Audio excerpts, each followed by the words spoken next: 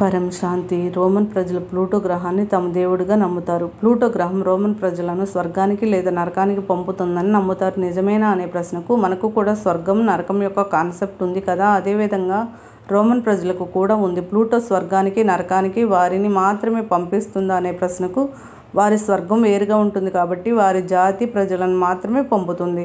ఎన్ని స్వర్గాలు ఉన్నాయి? రకరకాల కేటగిరీకి చెందిన పైన స్వర్గాలు ఉన్నాయి. వారి స్వర్గలోకం ఎక్కడుంది? మూడవ లోకమా లేక భూమిపైన ఉందా?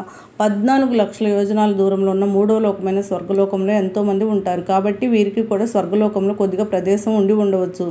స్వర్గలోకంలో అయితే అనేక ధర్మ, మత, వర్గ, సంప్రదాయాల వాళ్ళు ఉన్నారు. వీళ్ళందరూ వారి వారి స్వర్గంలో ఉంటారు. అనగా విశ్వామిత్ర ఋషి కూడా త్రిశంకుని కోసం ప్రత్యేకంగా స్వర్గాన్ని సృష్టించి ఇచ్చాడు. స్వర్గలోకం చాలా పెద్దది. భూమిపై ఉండే ధర్మగురువులు స్వర్గంలో వారి ధర్మానికి సంబంధించిన గోళం ఉంటుంది, అందులోకి పంపిస్తారు. ప్లూటో ప్రజలైతే డైరెక్ట్గా ప్లూటో గ్రహంతో కనెక్షన్ కలిగి ఉన్నారు.